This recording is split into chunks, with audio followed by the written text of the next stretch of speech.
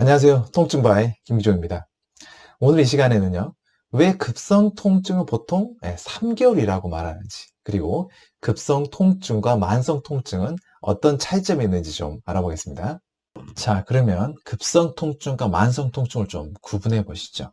제가 좀 간략하게 정리를 해봤거든요. 일단 급성은 우리가 acute라고 표현하고요. 만성은 chronic이라고 얘기하죠. 특징을 하나씩 보겠습니다. 급성에서 통증은요, 생물학적인 증상입니다. 우리의 몸에 이상한 점을 우리 몸이 알려주는 거죠. 일종의 방어 시스템이나 보호 시스템, 방어 기전, 이렇게 표현할 수도 있을 것 같습니다. 즉, 어떤 외상이라든지, 어떤 질병의 결과, 통증이 나타난다라고 말할 수 있겠죠. 만성을 보면요, 만성에서 통증은 질병 그 자체, 통증이란 것 자체가 질병이라고 말할 수 있습니다. 왜 그럴까요?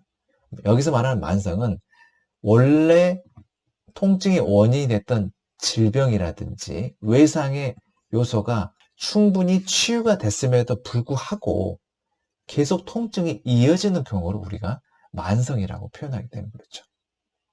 그러니까 통증 자체를 어떻게 하면 제거해야 되는지 계속 고민해야 되고, 따라서 질병 그 자체라고 말할 수 있죠. 자, 두 번째 요소 좀 고려해 볼까요? 통증에는 불안이 동반될 수 있죠. 일반적으로 급성은 통증이 날카롭죠. 따라서 그 굉장히 통증이 심할 수 있기 때문에 불안이 동반될 수 있고요. 만성 같은 경우는 통증에 우울증이 수반될 수 있는데, 이 만성 같은 경우 일단 기간이 굉장히 길잖아요. 치유 기간이 엄청 길고, 치료를 받았을 때 계속적으로 이 질환이 치유될 수 있을 것인지, 치유 기간이 길어지다 보면 확신이 사라지다 보니까 우울증이 수반될 수도 있죠. 일반적으로 만성 통증에서 통증은 좀 둔하고 넓은 부위를 좀 가리키는 게 특징이 되겠죠. 다음 요소를 살펴보시면요. 급성 같은 경우에는요, 진단과 치료가 비교적 쉽고, 따라서 평가와 치료 기간이 길지 않다라고 말할 수 있어요. 원인만 정확히 발견하면, 그러니까 어떤 질병을 정확히 발견하기만 하면, 그리고 어떤 부분이 외상이 있는데 정확히 발견하기만 하면 거기에 적시에 약을 쓰거나 주사요법을 하거나 물리치료를 적용하거나 아니면 운동요법을 적절히만 적용하게 되면은 급성 통증은 사라질 수 있기 때문에 그렇게 말할 수 있죠. 반면에 만성 같은 경우에는요, 진단, 치료, 평가 이런 게 다 어렵다라고 말할 수 있습니다. 아까 말씀드린 것처럼 우울증이 동반된다는 말은 무엇을 의사 선생님들이 고려한다 뜻일까요? 또 물리치료 선생님들이 고려한다 뜻일까요? 심리적인 요소까지도 고려해야 된다는 뜻이 되기 때문에 그렇죠. 실제 통증의 원인, 원래 있었던 건 사라졌지만 심리 요소 때문에, 또 어렸을 때 어떤 특정한 경험 때문에 통증이 나오는 것일 수 있기 때문에 그런 요소들을 다 분석하고 어떤 게 원인이 찾아내야 되기 때문에 진단과 평가 또 치료가 좀 더 어려워질 수밖에 없습니다.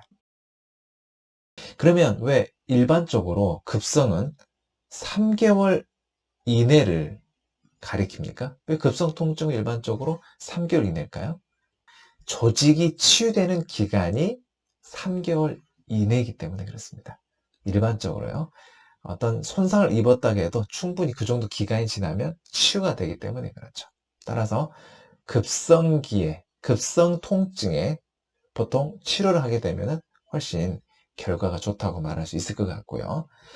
만성 같은 경우는 보통 6개월 이상을 가리킨다라고 말을 하죠.